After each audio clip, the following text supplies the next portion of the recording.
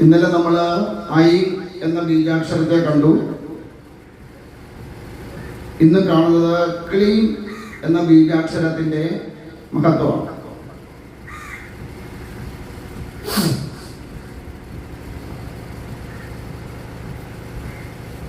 അപ്പോ ഇവിടെ പറയണ കഥ ധ്രുവസന്ധി എന്ന് പറയുന്ന രാജാവിന്റെ പുത്രനായ സുന്ദരീശ്വരന്റെ കഥയാണ്. ഈ ധ്രുവസന്ധി രാജാവ് 2 വിവാഹം കഴിച്ചു. ഒന്ന് മനോരമയും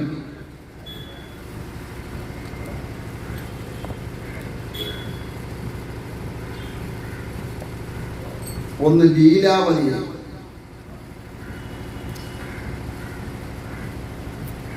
രണ്ടുപേർക്കും മക്കളുണ്ടായി.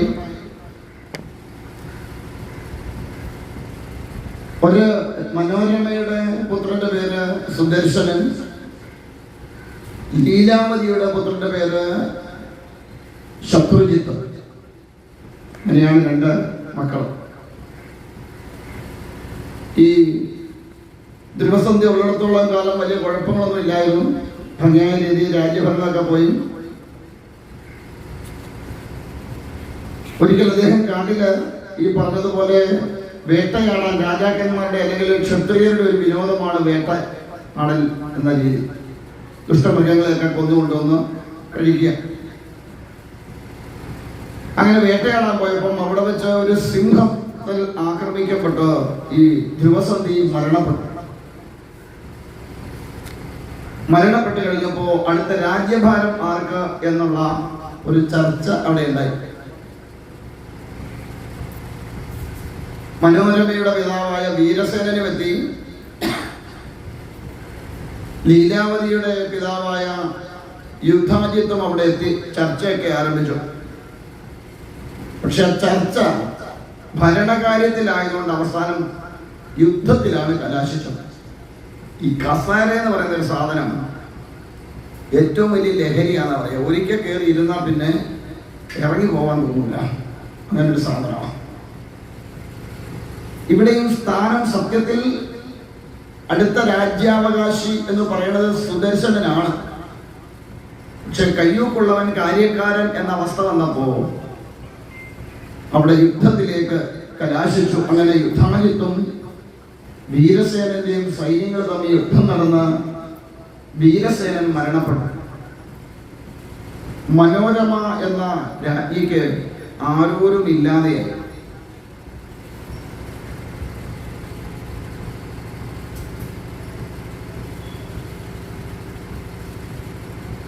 എന്ത് ചെയ്യണം എന്നറിയാൻ വയ്യാത്ത ഒരവസ്ഥയില് മനോരമ പെട്ടു. യുദ്ധാജിത്ത് തന്നെയും തന്റെ പുത്രനെയും വധിക്കും എന്നൊരു സംശയമുണ്ടായപ്പോ വിദല്ലൻ എന്ന് പറയുന്ന തന്റെ ഒരു മന്ത്രിയെ കൂട്ടുപിടിച്ചുകൊണ്ട് മനോരമ ആ കൊട്ടാരത്തിൽ നിന്നും പുറപ്പെട്ടു. തന്റെ മകൻ മരണപ്പെടാൻ പാടില്ല എന്നൊരാഗ്രഹം ഈ മനോരമയ്ക്കുണ്ടായി. അങ്ങനെ വിദലന്റെ അമ്മാവനായിരിക്കുന്ന സുബാഹുവിനെയും കൂടെ ചേർത്ത് പിടിച്ചുകൊണ്ട് അവിടെ നിന്നും യാത്ര തിരിച്ചെത്തിയത് ഭരദ്വാജ മുനിയുടെ ആശ്രമത്തിലാണ്. അന്നൊക്കെ ഒരു ശീലമുണ്ട്, ശരണം തേടി വരുന്നവരെ കൈവിടാറില്ല. ഒരാൾ നമ്മളുടെ അടുത്ത് ഒരു ആശ്രയം തേടി വന്നാൽ എന്തു സഹിച്ചും അവരെ സംരക്ഷിക്കുക എന്നൊരു ധർമ്മം അന്നുണ്ടായിരുന്നു. ഇന്ന് നമുക്കില്ലാത്ത ഒരു ധർമ്മമാണ്. ഇന്ന് നമ്മളെല്ലാം വരുംവരാഴികകളൊക്കെ നോക്കിയിട്ടാണ് ഒരാളെ സഹായിക്കണോ വേണ്ടയോ എന്നൊക്കെ നമ്മൾ തീരുമാനിക്കാം. അന്ന് അങ്ങനെയല്ല. അന്ന് ആര് വന്ന് സഹായം അഭ്യർത്ഥിച്ചാലും അവർക്ക് എന്താണോ വേണ്ടത് അത് ചെയ്തു കൊടുക്കുക എന്നൊരു ധർമ്മം ഉണ്ടായിരുന്നു, പ്രത്യേകിച്ച് നമ്മുടെ ഗുരുക്കന്മാർ. അപ്പൊ അതുകൊണ്ട് തന്നെ ഭരദ്വാജ ഭരദ്വാജമുനിയുടെ ആശ്രമത്തിലെത്തിയ മനോരമയെ സ്വീകരിച്ചു. വന്നിട്ട് അന്വേഷിച്ചു ആരാണ് എന്നന്വേഷിച്ചു. പ്രത്യേകിച്ച് വന്നത് ഒരു സ്ത്രീയാണ്, ഒരു കുട്ടിയോടൊപ്പമാണ്. അപ്പൊ പറഞ്ഞു, ഇങ്ങനെ ധ്രുവസന്ധിയുടെ ഭാര്യയായ മനോരമയാണ്, പുത്രൻ സുദർശനാണിത്. ധ്രുവസന്ധി മരണപ്പെട്ട് കഴിഞ്ഞപ്പോ രാജ്യഭാരത്തിന് വേണ്ടിയുണ്ടായ യുദ്ധത്തില് ഈ മനോരമയുടെ പിതാവും മരണപ്പെട്ടു. കൊണ്ട് ആരും ശരണമില്ലാതെ ആയപ്പോ മരണഭയം കൊണ്ട് വന്നതാണ് എന്ന് ഭരദ്വാജമുനിയോട് പറഞ്ഞു. ഭരദ്വാജമുനി പറഞ്ഞു, വിഷമിക്കണ്ട, ഇവിടെ നിന്നോളൂ, വേണ്ടതായിട്ടുള്ള എല്ലാ സംവിധാനവും ഞാൻ ഒരുക്കി തന്നുകൊള്ളാം എന്ന് പറഞ്ഞ് അങ്ങനെ ആശ്രമത്തിൽ നിർത്തി. ഈ സുദർശനകുമാരൻ ആ ആശ്രമ സംസ്കാരത്തിലാണ് വളർന്നു വരുന്നത്. അവിടെ അനേകം മുനികുമാരന്മാരുണ്ട്. അവരോടൊപ്പം കളിച്ചു, വേദങ്ങളൊക്കെ അഭ്യസിച്ചു. അങ്ങനെ കഴിഞ്ഞു വരവേ ഒരു ദിവസം ഈ വിതല്ലൻ എന്ന് പറഞ്ഞ ആള് മനോരമയെ കാണാനായിട്ട് ആശ്രമത്തിലേക്ക് വന്നപ്പോ ഈ മുനികുമാരന്മാരെല്ലാം കൂടെ അവിടെ ക്ലീബ എന്നൊന്ന് വിളിച്ചു. ക്ലീബ എന്ന് വിളിച്ചാല് പറഞ്ഞാല് ഒന്നിനും കൊള്ളുകയില്ലാത്തവൻ, അല്ലെ ഷണ്ഡൻ എന്നൊക്കെ ഒരർത്ഥം. പക്ഷെ ഈ സുദർശനകുമാരൻ അത് മുഴുവൻ കേട്ടില്ല, ക്ലീ എന്ന് മാത്രമേ കേട്ടുള്ളൂ. അപ്പൊ മുനികുമാരന്മാര് പറഞ്ഞതായതുകൊണ്ട് ഇതെന്തോ മഹത്തരമായ മന്ത്രമാണെന്ന് വിചാരിച്ച് നിരന്തരം ജപിക്കാൻ തുടങ്ങി. ക്ലീം ക്ലീം ക്ലീം.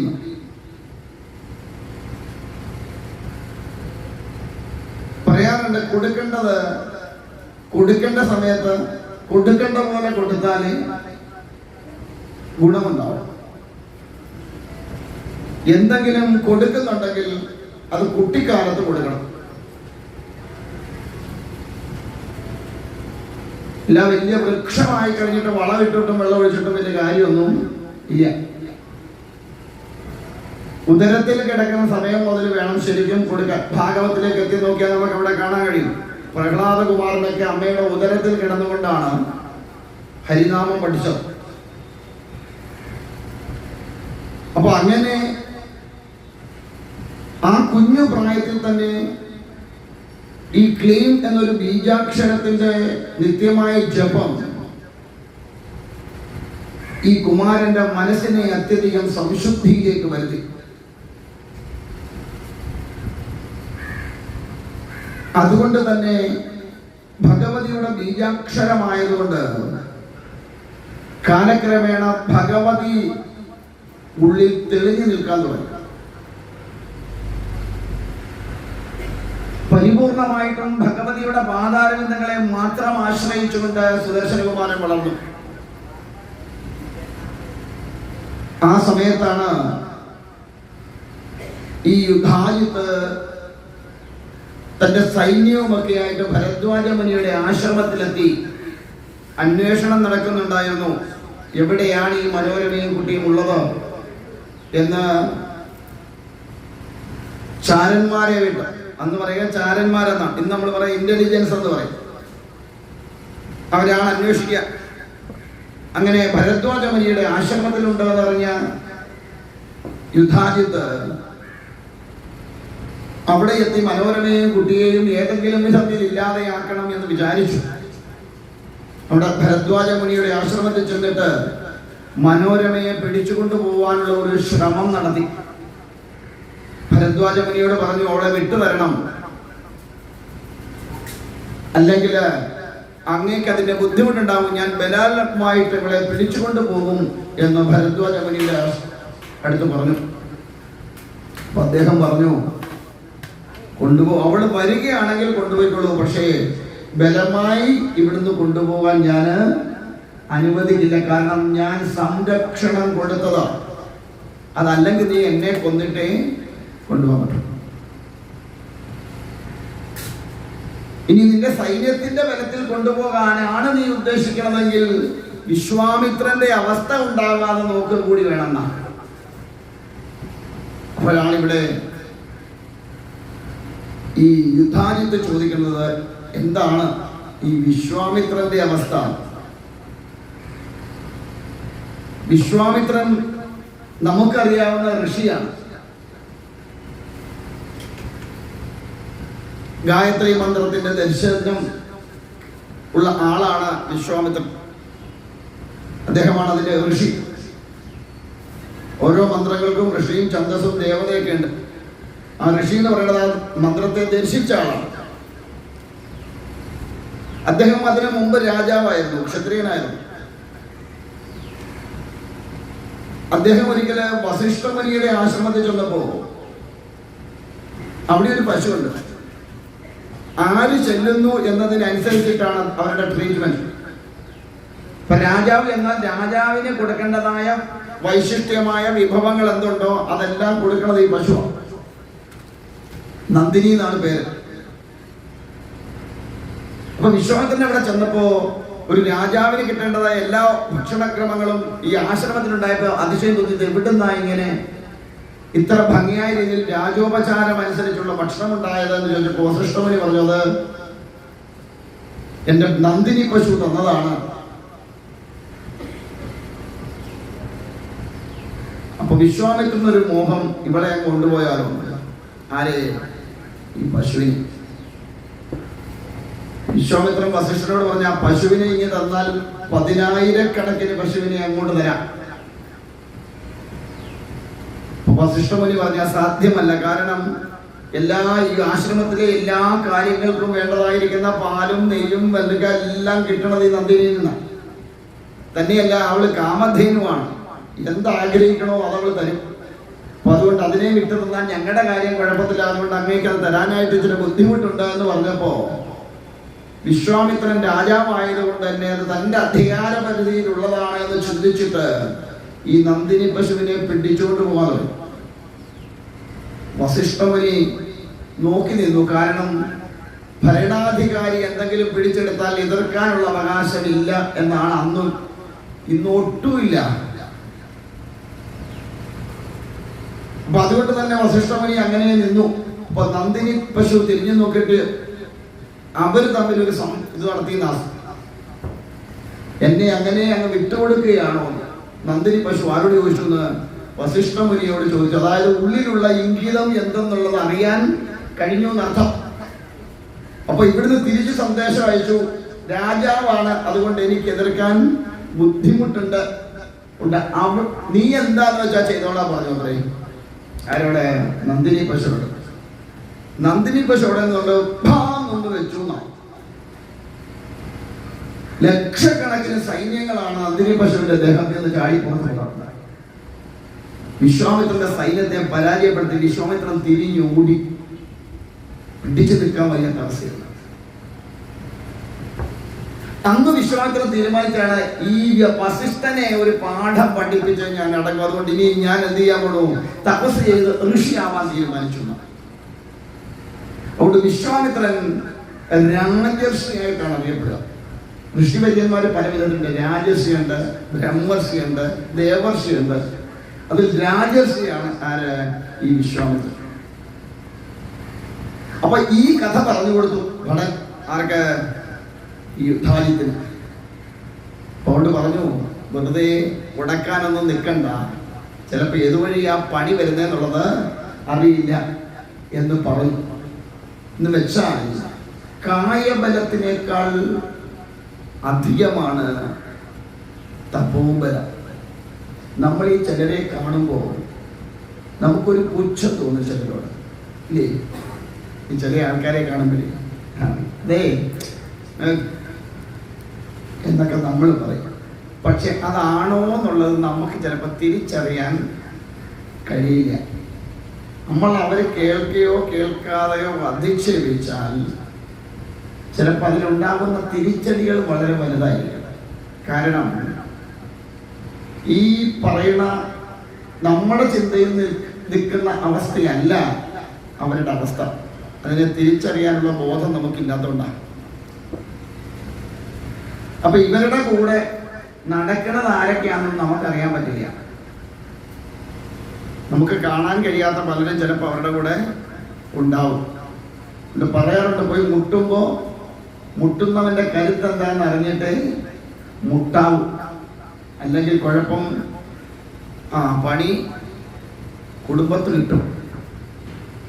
കൊണ്ട് വരുന്നവൻ ഏത് തരത്തിലുള്ളതാണെന്ന് തിരിച്ചറിവില്ലാതെ നമ്മൾ വല്ലതും ചെയ്താൽ അത് നമ്മളെ വല്ലാതെ ദുരിതത്തിലാക്കും. അപ്പൊ അവിടെ കായബലത്തേക്കാൾ വലുതാണ് തപോബലം. ആ തപോബലത്തെ ജയിക്കാൻ അത്ര എളുപ്പമൊന്നും കായബലത്തിന് സാധ്യമാവില്ല. എന്തെല്ലാം അധികാരം ഉണ്ടായാലും തപോബലത്തെ ജയിക്കാൻ സാധ്യമാവില്ല. അവൻ മനസ്സുകൊണ്ടൊന്ന് അറിഞ്ഞു വെച്ചാൽ ഈ കായബലമൊക്കെ നിഷ്പ്രഭമായി പോകും, എരിഞ്ഞടങ്ങുന്ന പോലെ അടങ്ങിപ്പോകും അത്. അതുകൊണ്ട് തപസ്സുകളോട് ഏറ്റുമുട്ടാൻ പോകുമ്പോൾ കുറെ സൂക്ഷിച്ചിട്ട് പോകാവൂ എന്ന് പഠിപ്പിക്കുകയാണ്. അത് ഇന്നും അത് ബാധകമാണ്. തപസ്സുകളോട് ഏറ്റുമുട്ടാൻ പോകുമ്പോൾ വളരെ സൂക്ഷിച്ച് വേണം ഏറ്റുമുട്ടാൻ പോകാൻ. അതിനെ ജയിക്കാമെന്ന് ഉറപ്പുണ്ടെങ്കിൽ മാത്രമേ തപസ്സുകളോട് ഏറ്റുമുട്ടാനായിട്ട് പോകാവൂ. അല്ലെങ്കിൽ ആ പണിക്ക് പോകരുത്. ചിലപ്പം കുടുംബം വഴിയാധാരമായി പോകും. എവിടുന്നൊക്കെ വരുമെന്നുള്ളത് അറിയില്ല ആ പണി. പലർക്കും ധാരണയുണ്ട് ഈ കാഷായ വസ്ത്രമൊക്കെ ധരിച്ച് വരും വേഷം കെട്ടാണ് എല്ലാവരും എന്നൊരു ധാരണയുണ്ട് അവർക്ക്. എല്ലാ കാഷായ വേഷധാരിയും വെറും പാഴുകളല്ല. അതിനകത്ത് തപസ്സുള്ളവനെയും തപസ്സില്ലാത്തവനെയും തമ്മിൽ തിരിച്ചറിയാൻ കഴിവില്ലാത്തത് കൊണ്ടാണ് നമുക്ക് അവനെയും മറ്റവനെയും ഒരുപോലെ കാണാൻ ശ്രമിക്കുന്നത്.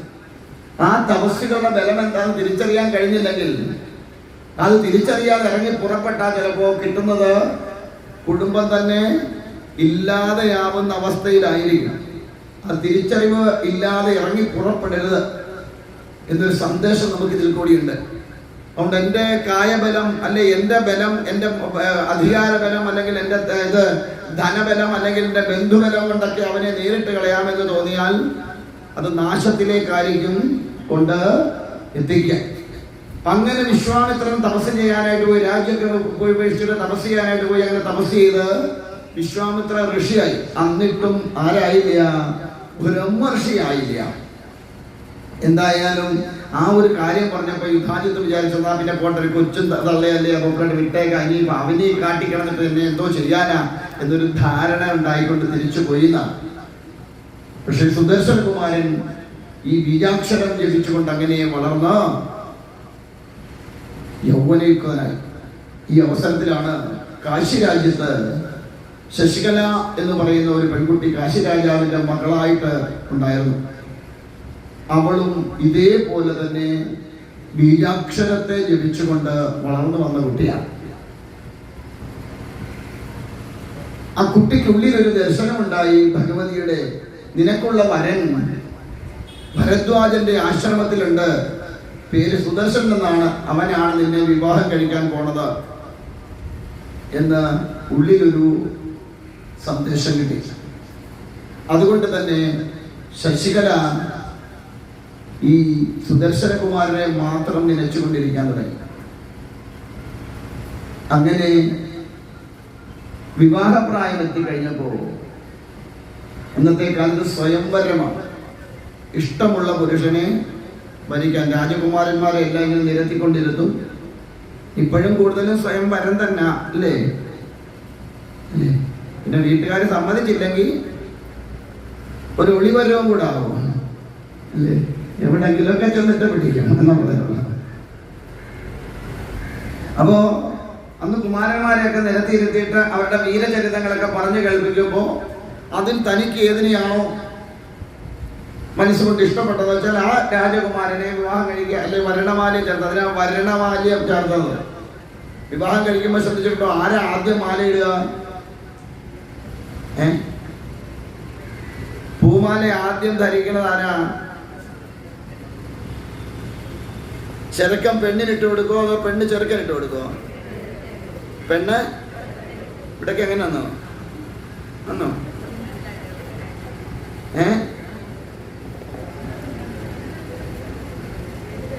പെണ്ണ് ചെറുക്കനിട്ട് കൊടുക്കുക. എന്നാ അതാ ശരി. പെണ്ണാണ് ചെറുക്കനിട്ട് കൊടുക്കുന്നത്. പൂമാല ഇട്ട് കൊടുക്കുന്നത്. അതാ അതിന്റെ ശരി. എന്താ അതിന്റെ അർത്ഥം? അവൾ ആ പുരുഷനെ തൻ്റെതാക്കി വലിച്ചു. അത് കഴിയുമ്പോഴേ ചെറുക്കന് അങ്ങോട്ടിട്ട് കൊടുക്കത്തുള്ളൂ. അവള് വരണമാല്യം ചാർത്തുന്നതും വരെ അവൾക്ക് ആ വിവാഹത്തിൽ നിന്ന് പിന്മാറാനുള്ള അവകാശമുണ്ട്. പക്ഷെ വരണമാലയൊക്കെ ചാർത്തി കഴിഞ്ഞ് പിന്നെ അത് മരണമാല്യമാണെന്ന് അറിയുന്നേ പോയി ഡൈവോഴ്സ് കൊണ്ട് കൊടുക്കരുത്.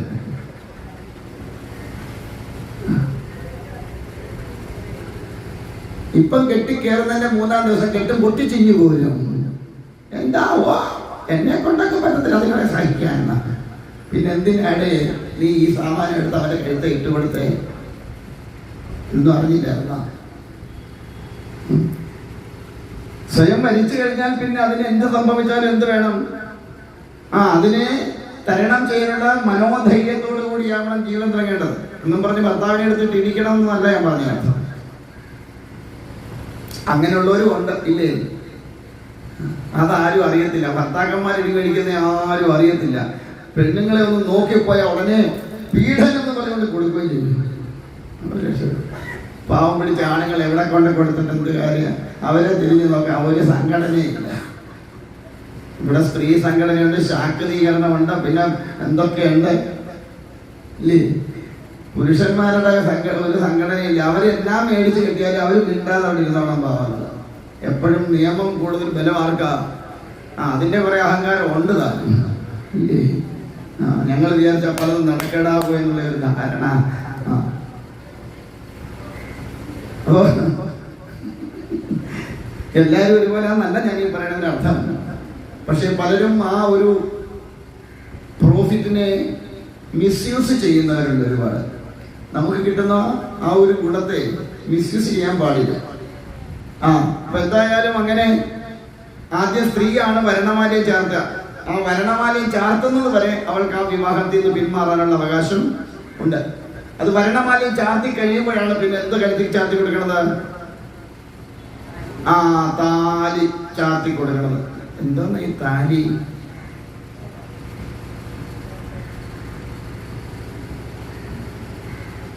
ഈ താലി എന്ന് പറഞ്ഞ എന്താ സാധനം? കെട്ടിയ താലിയൊക്കെ അതെനിക്ക് മനസ്സിലായി. ഈ താലി എന്ന് പറഞ്ഞാൽ എന്താ പറഞ്ഞാൽ ചോദിച്ചു. ഉണ്ടോ കഴുത്തേല്? ഉള്ളോർക്ക് അതോ കൊണ്ട് പണയം വെച്ച? ഇല്ല. ഇപ്പൊ അങ്ങനെയാണല്ലോ.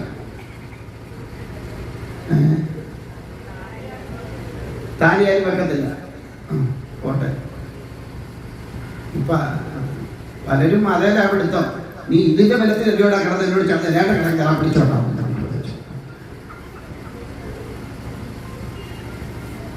അപ്പൊ എന്താ ഈ താലി? അറിയാമോ എന്തോ താലിന്ന്? പിന്നെ എന്തോ പറഞ്ഞു ഉണ്ടായതുകൊണ്ട് നടക്കുന്നേ? എന്റെ സ്വാമി ഒരു കുരുക്കിട്ടത് അതിന്റെ ലക്ഷണമാണ് കാണുന്നത്. അതുകൊണ്ട് അങ്ങ് നടക്കുവായി. എന്തോ ചെയ്യാനാ, പെട്ടുപോയതാ.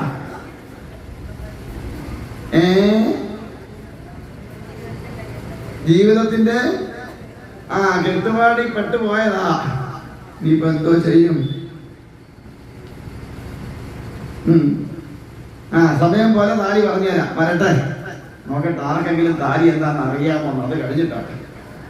അപ്പൊ എന്തായാലും അതുകൊണ്ട് ഈ സുദർശനകുമാരനാണ് നിന്റെ വരൻ എന്ന് ഭഗവതി അങ്ങനെ അനുഗ്രഹിച്ച് ഉള്ളിൽ നിർദ്ദേശം കൊടുത്തതുകൊണ്ട് സുദർശനകുമാരനെ മാത്രം സ്മരിച്ചിരുന്നു. അങ്ങനെ സ്വയംവരം എടുത്തപ്പോ ഈ യുദ്ധാജിത്തിന്റെ പൗത്രനായിരിക്കുന്ന ശത്രുജിത്തും ഒക്കെ ഈ ശശികലയുടെ വിവാഹത്തിനായിട്ട് കാശി രാജ്യത്തെത്തി. പക്ഷേ ശശികല വേറെ ആരെയും വിവാഹം കഴിക്കാനോ മറ്റൊരു പുരുഷന്റെ മുൻപിൽ പോയി നിൽക്കുവാനോ വരണമാല്യമായിട്ട് പോയി നിൽക്കുവാനോ തയ്യാറായില്ല. തന്റെ മാതാവിനോട് പറഞ്ഞു, മാതാവേ, എനിക്കൊരു പുരുഷന്റെയും മുൻപിൽ പോയി വരണമാല്യമായിട്ട് നിൽക്കാൻ കഴിയില്ല. ഞാൻ സുദർശനകുമാരനെ തന്റെ വരനായി ഉള്ളുകൊണ്ട് സ്വീകരിച്ചു എന്ന് പറഞ്ഞു. കാശി രാജാവിനെ വിവരം അറിയിച്ചെങ്കിലും സമയം അതിക്രമിച്ചു പോയിരുന്നു. കാരണം എല്ലാവരെയും വിളിച്ചു വരുത്തിപ്പോയി. ഇനിയും അതുകൊണ്ട് സ്വയംവരം നടക്കില്ല എന്ന് പറയാൻ പറ്റില്ല. അത് രാജാക്കന്മാരെ അധിക്ഷേപിക്കുന്നതിന് തുല്യമാവും. വല്ലാത്ത ഒരു പ്രതിസന്ധി ഘട്ടത്തിലാണ് കാശി രാജാവ് പെട്ടത്. എന്ത് ചെയ്യണം എന്നറിയില്ല. ഭരദ്വാജ ആശ്രമത്തിൽ നിന്ന് സുദർശനകുമാരനും കാശി രാജ്യത്തേക്ക് എഴുന്നള്ളാൻ തയ്യാറായി. മാതാവായ മനോരമ ചോദിച്ചു, പുത്ര, നീ ഒറ്റയ്ക്ക് പോയാൽ എന്താ ചെയ്യാം? അവിടെ ആ യുദ്ധാജിത്തും ശത്രുജിത്തും ഒക്കെ ഉണ്ടാവും. അവന്റെ കൂട്ടാളികളെ വേറെ കാണും. നീ അങ്ങോട്ട് ചെന്നാൽ, നീ ശശികലയെ വിവാഹം കഴിക്കാൻ തീരുമാനിച്ചാൽ ചെന്നു കഴിഞ്ഞാൽ അവരെല്ലാം കൂടെ യുദ്ധത്തിൽ നിന്നെ ഇല്ലാതെയാക്കിയാൽ ഈ അമ്മയ്ക്ക് പിന്നെ ആരാളെ കൊണ്ട് പുത്ര, നീ പോവാതിരിക്കുന്നതാണ് നല്ലത്.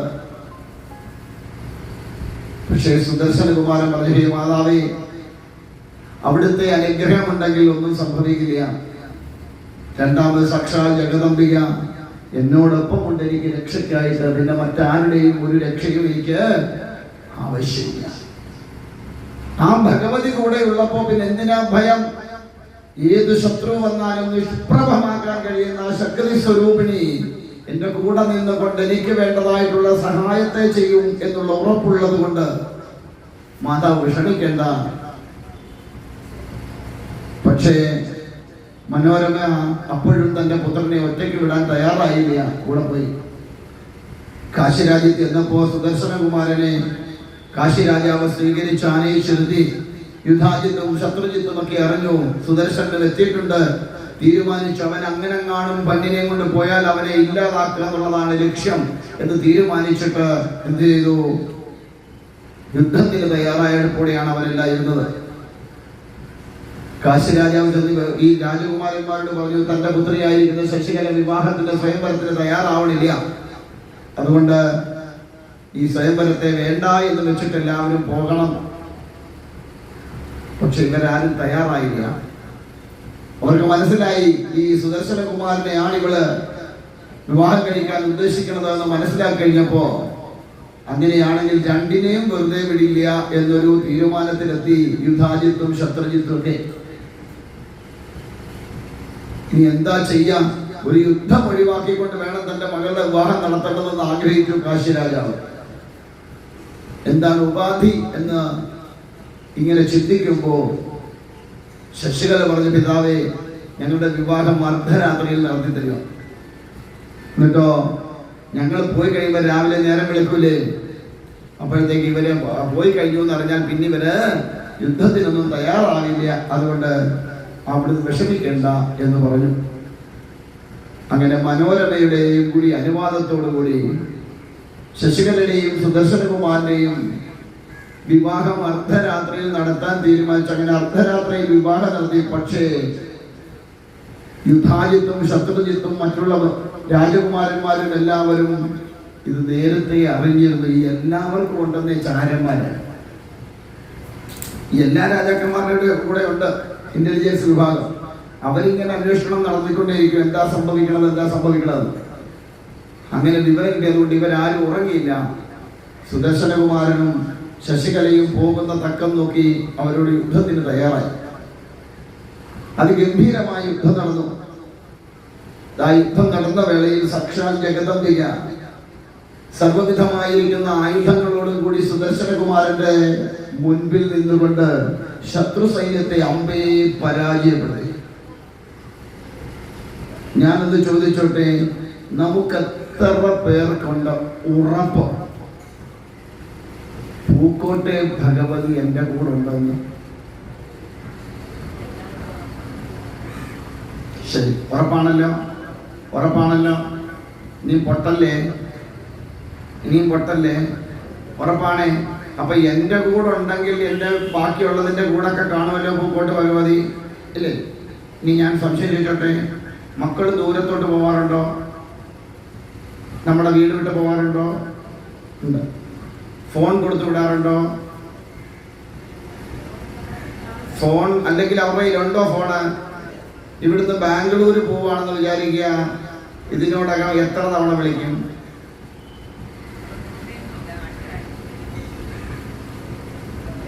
ഈ പോണ യാത്രയിൽ ഇവിടുന്ന് ബാംഗ്ലൂർ എത്തുന്നതിന് മുൻപ് എത്ര തവണ വിളിക്കും മകളെ അല്ലേ മകനെ? വിളിക്കുമോ ഇല്ലയോ? വിളിക്കും. എന്തിനാ വിളിക്കണേ?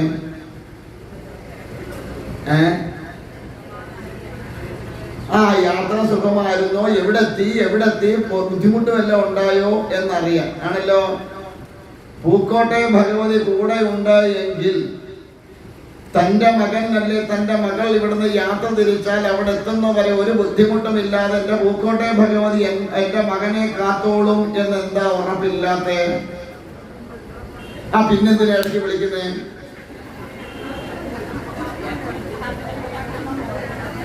ഈ ഉറപ്പ് നമുക്കുണ്ട് എങ്കിൽ പിന്നെ എന്തിനാ ഇടയ്ക്കിടയ്ക്ക് വിളിച്ചു വെച്ച് എവിടാ മക്കളെ വിളിച്ചു നോക്കുന്നത് എന്തിനാ? അപ്പൊ അതിനർത്ഥം എന്താ? ഈ പറച്ചിലൊക്കെ ഉള്ളൂ, ഞങ്ങൾക്ക് ഓരോ ഉറപ്പും.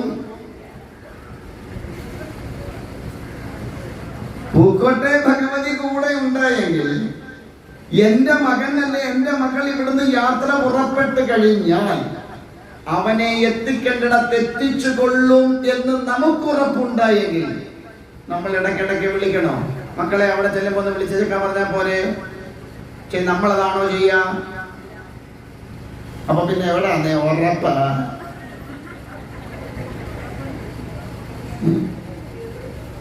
അപ്പൊ ഇതെല്ലാം കുറുപ്പിന്റെ ഉറപ്പാ. ഇടയ്ക്ക് ഇളക്കം വരും. മക്കളുടെ കാര്യം വരുമ്പോൾ പൂക്കോട്ടെ ഭഗവതി ഒരു മൂലക്കിരിക്കും അല്ലേ? ആണോ അല്ലയോ?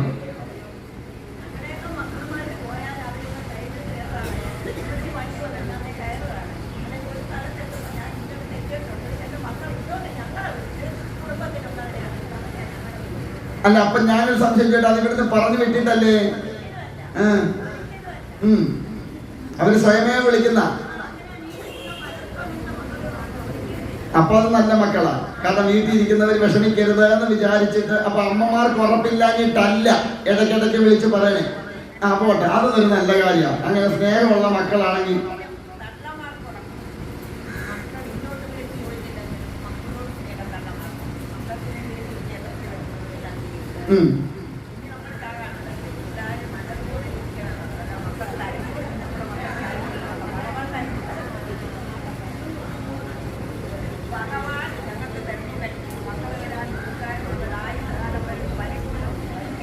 അല്ല, ആ ഉറപ്പ് നമ്മുടെ ജീവിതത്തിൽ അങ്ങോളം ഉണ്ടാവുന്ന ഞാൻ പറഞ്ഞതിനർത്ഥം. കാരണം ഭഗവതി കൂടെ ഉണ്ടാകുന്ന ഒരു ഉറപ്പുണ്ടായാൽ നമുക്ക് പിന്നെ ഒന്നിനെ കുറിച്ചും ആശങ്കപ്പെടേണ്ടതില്ല. ഉണ്ടോ?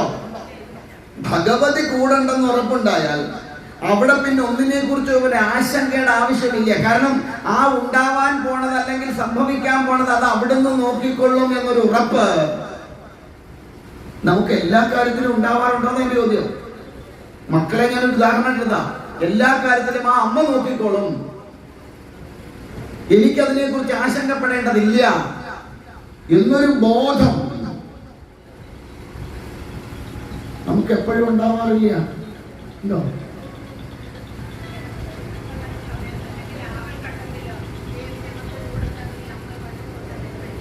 അമ്മ ആപത്ഘട്ടത്തിൽ മാത്രമല്ല ഞാൻ ഈ പറഞ്ഞത്.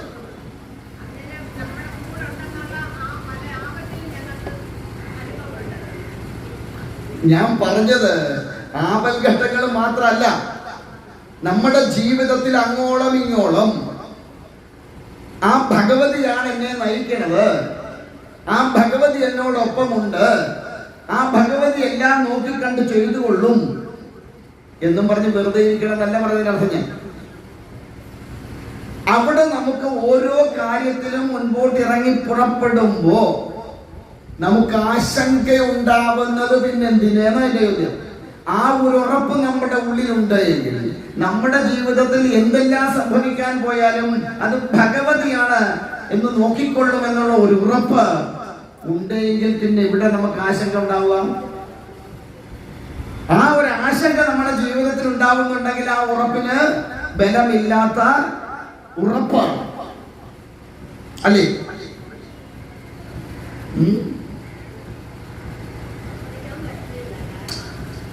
അമ്മ വളരെ ചുരുക്കം ആൾക്കാരുടെ കാര്യത്തിൽ അമ്മ ഈ പറഞ്ഞത് ശരിയാവാം.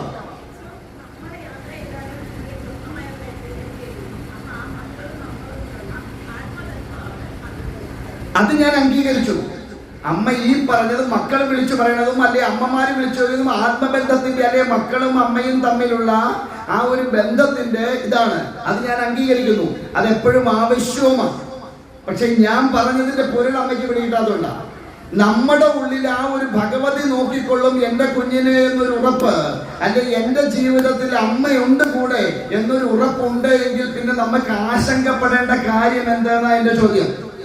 ആ ഒരു ആശങ്കയാണ്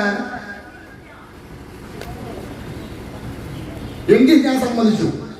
അമ്മയ്ക്ക് അങ്ങനെ ഒരു ഉറപ്പുണ്ടെങ്കിൽ അമ്മയുടെ ജീവിതത്തിൽ അങ്ങനെ ഒരു ആശങ്ക ഉണ്ടായിട്ടില്ല എന്ന് പൂർണ്ണമായ ഉറപ്പുണ്ട് എങ്കിൽ അതിനെ ഞാൻ അംഗീകരിച്ചു. പക്ഷെ അത് എത്ര പേർക്കുണ്ട് എന്നുള്ളതാണ് സംശയം.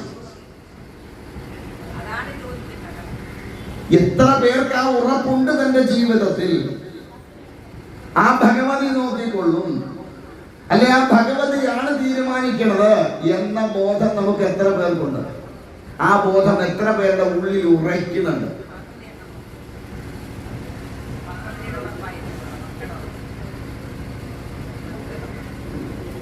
ഞാൻ പറയണത് മനസ്സിലാവുന്നുണ്ടോ? അപ്പൊ ആ ഒരു ബോധം ഇവിടെ സുദർശനകുമാരന് ഉറപ്പുണ്ടായിരുന്നു, തന്നെ രക്ഷിക്കാൻ സാക്ഷാൽ ജഗദംബിക തന്റെ മുൻപിലുണ്ട്, അതുകൊണ്ട് മറ്റാരുടെയും ആവശ്യമില്ല. നമ്മളൊരു യാത്ര പോകുന്നതിന് മുമ്പ് എന്തെല്ലാം തയ്യാറെടുപ്പുകൾ നടത്തും ഇല്ലേ?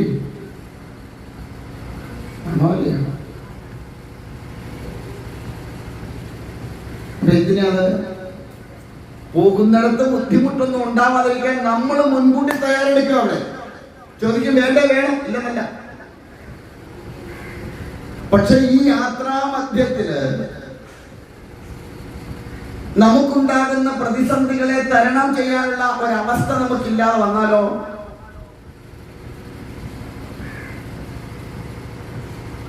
അവിടെ ഭഗവതി കൂടെ ഉണ്ടാവും. നമുക്ക് ഉറച്ചു നിന്നുകൊണ്ട് എന്തുകൊണ്ട് ആ ഒരു പ്രതിസന്ധിയെ തരണം, ഭഗവതി കൂടെ ഉണ്ടെങ്കിൽ അതും തരണം ചെയ്യാൻ സാധ്യമാവുമെന്ന് നമുക്ക് ഉറപ്പുണ്ടാവുമോ? എല്ലാ അവസരത്തിലും നമുക്ക് ആ ഉറപ്പിനെ ഉള്ളിലൂട്ടി ഉറപ്പിക്കാൻ സാധിക്കും. അവിടെയാണ് ആ ഉറപ്പിന് ബലമില്ലാതെ വരുന്നു എന്ന് പറയുന്നത്. മനസ്സിലാവുന്നുണ്ടോ? നമ്മുടെ ജീവിതത്തിൽ നാം ഏതൊന്നിനെയാണോ ആശ്രയിച്ചിട്ടുള്ളത്, അത് ഭഗവതിയോ ഭഗവാനോ ശിവനോ ആരുമാവട്ടെ, ഏത് സങ്കല്പത്തിലാണോ നമ്മൾ നമ്മുടെ ആ ഒരു സങ്കല്പത്തെ ഊട്ടി ഉറപ്പിക്കുന്നത്, പൂർണ്ണമായിട്ടും അതിലൊരു ബലം നമ്മുടെ ജീവിതത്തിൽ നമുക്ക് ഉണ്ടാവണം.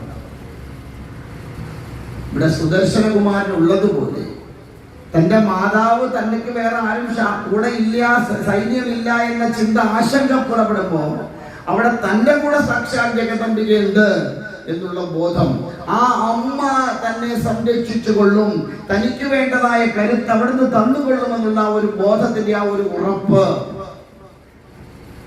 അതാണ് സുദർശനകുമാരനെ ജീവിതത്തിൽ മുൻപോട്ട് നയിച്ചതില്ല. ആ ഒരു കരുത്ത് നമുക്ക് എത്ര പേർക്കുണ്ടാകുന്ന എന്റെ ചോദ്യം. വളരെ റെയർ കേസ് ഉണ്ടാവാം. അപ്പൊ അമ്മ അത്ര ചങ്കുറപ്പോടെ പറയുന്നു എനിക്കുണ്ട് എന്ന്. അതിനെ ഞാൻ അംഗീകരിച്ചുകൊണ്ട് തന്നെയാ പറയണത്. അപ്പോഴും അവിടെ ബന്ധത്തിന്റെ ആണെങ്കിലും ശരി, ഏത് വിധത്തിലാണെങ്കിലും ശരി, ഉള്ളിലൊരു ആശങ്ക അങ്ങനെ കെട്ടിക്കിടക്കും. അതുകൊണ്ടായി ഈ ഫോൺ വിളികൾ ഇടയ്ക്കിടയ്ക്ക് ഉണ്ടാവുന്നത്.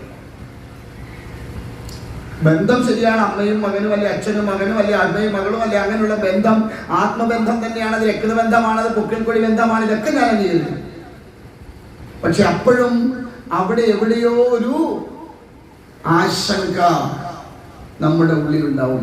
ആ ഒരു ബോധം പൂർണ്ണമായിട്ടുണ്ടെങ്കിൽ നിങ്ങൾ നോക്കൂ, ഞാൻ യജ്ഞത്തിൽ ഇറങ്ങി പുറപ്പെട്ടു കഴിഞ്ഞാൽ പിന്നെ ഞാൻ വീട്ടിലേക്ക് അങ്ങനെ വിളിക്കാറില്ല. ഞാൻ വിളിക്കാറില്ല. അവിടെ എന്തോ വിശേഷം അന്വേഷിക്കാറില്ല. അവിടെ ആർക്കെങ്കിലും അസുഖം ഉണ്ടോ എന്ന് ഞാൻ അന്വേഷിക്കാറില്ല. കാരണം ഞാൻ ഇറങ്ങി പോരുമ്പോൾ പറഞ്ഞേച്ചാ ഒരെണ്ണം നോക്കിക്കോണം. അപ്പൊ അവിടെ ഉണ്ടെങ്കിൽ അത് നോക്കിക്കൊള്ളുന്നൊരു പൂർണ്ണമായ ബോധം എന്റെ ഉള്ളിലുണ്ടെങ്കിൽ പിന്നെ ഇനി 9 അല്ല 11 അല്ല 25 ദിവസത്തിനകം വിളിച്ചില്ലെങ്കിലും എനിക്കൊന്നും പ്രശ്നമില്ല. അതെന്റെ ഉറപ്പാ.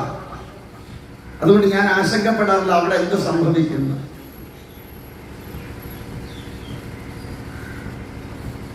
കാരണം അത് നോക്കേണ്ടവർ നോക്കിക്കോളും എന്നൊരു ബോധം എൻ്റെ ഉള്ളിൽ ഉറപ്പുണ്ട്. അത് സംരക്ഷിക്കേണ്ടത് എന്നെ നയിക്കുന്ന ആ ശക്തിയുടെ ഉത്തരവാദിത്വമാണ്. അത് ഭഗവാന്റെ ധർമ്മമാണ്, ഭഗവാന്റെ ഉത്തരവാദിത്വമാണ്. ഭഗവാന്റെ നാമം പാടാൻ നടക്കുന്ന എൻ്റെ കുടുംബത്തെ രക്ഷിക്കാന്നുള്ള ഭഗവാന്റെ ഉത്തരവാദിത്വമായിട്ട് ഞാൻ അങ്ങോട്ട് ഏൽപ്പിച്ചാൽ പിന്നെ ഞാൻ ആശങ്കപ്പെടേണ്ട കാര്യമുണ്ടോ? ഇല്ല.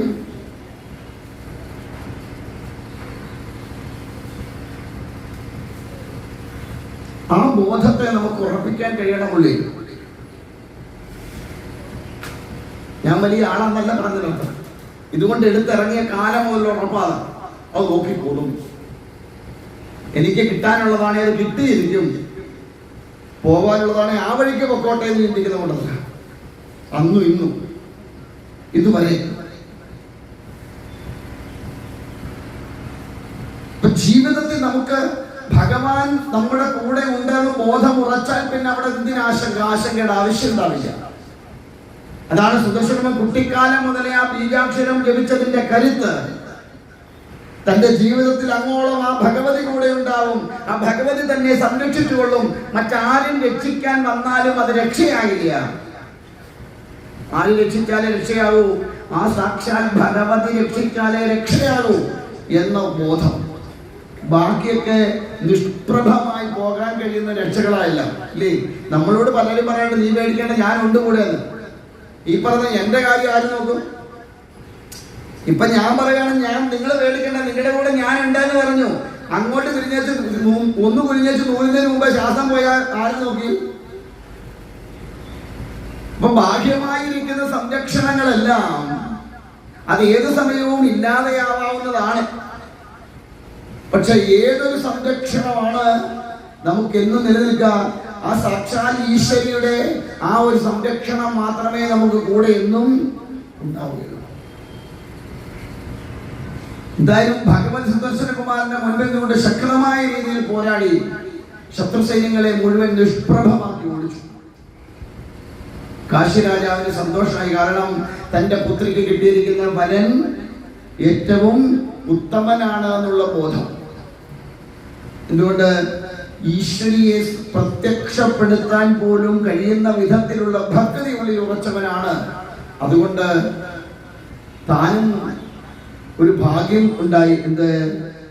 തന്റെ മരുമകൻ കാരണം ആരെ കാണാൻ പറ്റി? സാക്ഷാൽ ഭഗവതിയെ നേരിട്ട് കാണാൻ കഴിയും. കാശി രാജാവ് പ്രാർത്ഥിച്ചു, ഭഗവതി നീ ഇവിടം വിട്ട് പോകരുത്, നീ ഇവിടെ കുടികൊണ്ടുകൊണ്ട് ഈ രാജ്യത്തെ സംരക്ഷിക്കും. സുദർശനകുമാരനും പ്രാർത്ഥിച്ചു. അങ്ങനെ ഭഗവതി കാശിയിൽ കുടികൊണ്ടു, ആ രാജ്യത്തെ വേണ്ടവണ്ണം പരിപാലിച്ചു, വേണ്ടതായ എല്ലാ അനുഗ്രഹങ്ങളും കൊടുത്തു. പിന്നീട് സുദർശനകുമാരന് രാജാവായിട്ട് അഭിഷേകം ചെയ്ത് എല്ലാവിധ സൗഭാഗ്യത്തോടും കൂടി വാങ്ങുക. ഇവിടെ ആരാ സുദർശനൻ? സുദർശനം എന്ന് പറഞ്ഞാല് സുന്ദരമായ കാഴ്ചപ്പാട്, അല്ലെങ്കിൽ സമ്യക്കായിട്ടുള്ള വീക്ഷണം, ശരിയായ കാഴ്ചപ്പാട്. ശരി ഏത്, തെറ്റേത്, നന്മ ഏത്, തിന്മ ഏതെന്ന് തിരിച്ചറിയാൻ കഴിയുന്ന കാഴ്ചപ്പാട്. അതെപ്പോഴാ കിട്ടുക? ഈശ്വരിയെ ശരണം പ്രാപിക്കുമ്പോഴാണ്. എപ്പോ പ്രാപിക്കണം? നിഷ്കളങ്കമായ മനസ്സുള്ള അവസരത്തിൽ വേണം പ്രാപിക്കാൻ. എന്താ കാരണം? ഈ നിഷ്കളങ്കമായ മനസ്സെന്ന് പറയുമ്പോൾ യാതൊരുവിധ തരത്തിലുമുള്ള ചിന്തകളൊന്നും ഇല്ലാതെ, യാതൊരു വിധമായ കളങ്കവും ബാധിക്കാത്ത സമയം മുതൽ ഈശ്വരിയെ ഭജിച്ചാൽ, ഇപ്പൊ നമ്മൾ ഭജിക്കുന്ന ഭജനത്തിന് വ്യത്യാസമുണ്ട്. കാരണം ഈ ഭജിച്ചുകൊണ്ടിരിക്കുന്നതിനിടെ തന്നെ പല ചിന്തകൾ നമ്മുടെ ഉള്ളിൽ കയറി വരും അല്ലേ? ഇപ്പൊ നമ്മളിവിടെ നിന്ന് പ്രാർത്ഥിച്ചുകൊണ്ടിരിക്കുകയാണെങ്കിൽ തന്നെ എന്തെല്ലാം അതിനിടയ്ക്ക് കയറി വരും മനസ്സിൽ ഇല്ലേ? അപ്പൊ നമ്മുടെ നിഷ്കളങ്കമാണോ മനസ്സ്? അല്ല, കളങ്കം ബാധിച്ചതാണ്. അതേസമയം നിഷ്കളങ്കമായ മനസ്സാണെങ്കിൽ ഈശ്വരിയെ ഭജിച്ചാൽ അവിടെ ആര് മാത്രമേ ഉണ്ടാവുള്ളൂ? ഈശ്വരിയുടെ ചിന്ത മാത്രമേ ഉറഞ്ഞു നിൽക്കുകയുള്ളൂ. അതുകൊണ്ട് തന്നെ ആ ജപത്തിന് അല്ലെങ്കിൽ ആ പ്രാർത്ഥനയ്ക്ക് ബലം കൂടും. യാതൊന്നും കളങ്കമില്ലാത്ത ചിന്തകൾ അല്ലെങ്കിൽ കളങ്കമില്ലാത്ത മനസ്സോടുകൂടി ഈശ്വരനെ ഭജിക്കുമ്പോൾ ഈശ്വരനെ ഭജിക്കുമ്പോ ആ ഭജനത്തിന് കരുത്ത് കൂടും. നമ്മൾ ജപിക്കുന്നതിനേക്കാൾ കൂടുതൽ കരുത്ത് കുട്ടികൾ ജപിച്ചാണ്ടാവും. എന്തുകൊണ്ടാ? അവർക്ക് കളങ്കം ഒന്ന് പറഞ്ഞേ.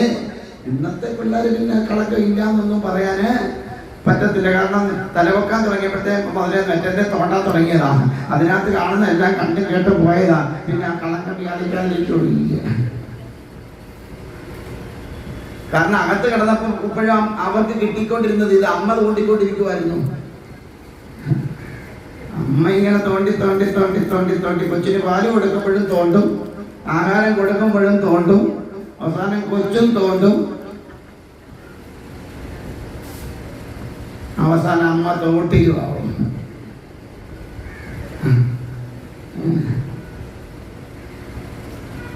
അതുകൊണ്ടാ പറഞ്ഞ 5-ാം മാസം മുതൽ 5 വയസ്സ് വരെ എന്താണോ കൊടുക്കണത് അതാണ് ബലം. 5-ാം മാസം മുതൽ. എപ്പോഴാണ് 5-ാം മാസം? അകത്ത് കിടക്കുന്ന 5-ാം മാസം മുതൽ. ഉള്ളിൽ കിടക്കില്ലേ? ആ കിടക്കണ 5-ാം മാസം മുതൽ 5 വയസ്സ് വരെ എന്താണോ കൊടുക്കുന്നത് അതാണ് കരുത്ത്. എന്തിന്റെ കരുത്ത്? സംസ്കാരത്തിന്റെ കരുത്ത്, സ്വഭാവത്തിന്റെ കരുത്ത്. അതുകൊണ്ടാണ് ഒരു കുഞ്ഞ് നന്നായാലും മോശമായാലും അതിന്റെ ഏതാണ്ട് ഒരു 70% ഉത്തരവാദി ആരാ? സമ്മതിച്ചേ? ഇനി അതിന് എന്നെ കൊല്ലാൻ വരരുത്.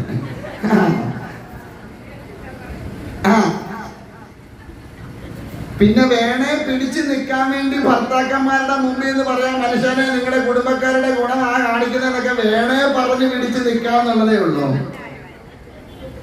കാരണം ഈ അതിന് കാരണങ്ങളെ പറഞ്ഞു തരാം. അമ്മയുടെ ഉദരത്തിൽ കിടക്കുന്ന 5-ാം മാസം മുതല് ബോധതലം ഉണർന്നു കഴിയുമ്പോൾ, അതായത് നമ്മൾ പറയും ഈശ്വരന്റെ ചൈതന്യം അതിലേക്ക് വന്നു കഴിയുന്നു എന്ന് പറയുന്ന ബോധതലം ഉണർന്നു കഴിയുന്ന നിമിഷം മുതല് അമ്മ വായിക്കണത്, കേൾക്കണത്, അറിയണത്, കഴിക്കണത്, കുടിക്കണത് എല്ലാം ഉള്ളിൽ കിടന്നുകൊണ്ട് സ്വാംശീകരിച്ചു കൊണ്ടിരിക്കും. അങ്ങനെ സ്വാംശീകരിക്കുന്നത് മുഴുവൻ പുറത്തു വരുമ്പം പതുക്കെ. അതുകൊണ്ട് പണ്ടുള്ളവര് പറയും വേണ്ടാത്തതൊന്നും കഴിക്കല്ലേ വേണയാണ്. പറഞ്ഞിട്ടുണ്ടോ? എന്തോ ഈ വേണ്ടാത്തത്? കോഴിയെയും പോത്തിനെയും ഒന്നും തിന്നരുതെന്ന്. എന്താ തിന്നാ കുഴപ്പം? പതുക്കെ അമ്മയുടെ പൊക്കൽ കൊടിയിൽ കൂടി അതിന്റെ അംശം അങ്ങോട്ട് ചെന്ന് കഴിഞ്ഞാൽ അവന്റെ പതുക്കെ പതുക്കെ ക്രമേണ അവന്റെ ഉള്ളിൽ എന്തിന്റെ സ്വഭാവം വരും? പോത്തിന്റെ സ്വഭാവം വരും. അതുകൊണ്ടാ ഇപ്പൊ നേരെ നിൽക്കാറാകുന്നുണ്ടെ ആദ്യം കാല് മടക്കി അടിക്കുന്ന ആരെയാ? അമ്മയാ. ഫസ്റ്റ് അടി മേടിക്കുന്നത് അമ്മയാ. കാരണം അമ്മയാ കാണിച്ചു കൊടുത്ത പോലെ നിന്റെ സ്വഭാവം. അപ്പൊ തന്നെ മേടിക്കുന്നെങ്കിൽ അതിന് ഉത്തരവാദി ആരാ?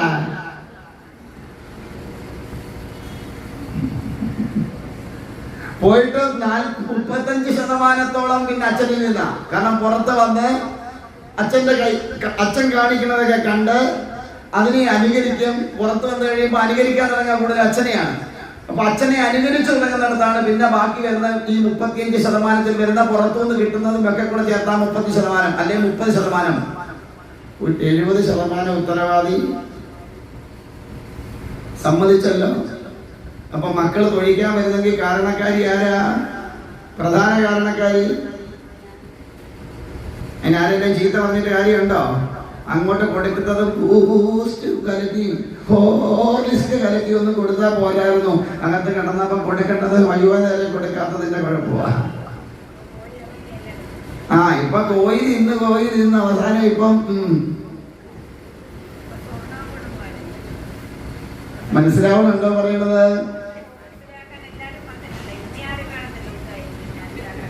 അല്ല, ഇപ്പൊ പലരും ചിന്തിക്കുന്ന എന്റെ സ്വാമി ഞങ്ങളുടേതൊക്കെ ഒരുമാതിരി തേക്കും തടി പോലെ ഇനിയിപ്പോ ഇതിനോടൊക്കെ പറഞ്ഞിട്ട് എന്തോന്ന് കാര്യം അല്ലേ? അതുകൊണ്ട് കുട്ടിക്കാലത്ത് മുതല് ആ ഭഗവതിയുടെ ബീജാക്ഷരത്തെ ജപിച്ച സുദർശനകുമാരന് കിട്ടിയതുപോലെ ഈശ്വരിയുടെ സാക്ഷാത്കാരത്തെ കിട്ടാൻ കുട്ടിക്കാലം മുതലേ നിഷ്കളങ്കമായ മനസ്സോട് കൂടിയുള്ള ജപം, അത്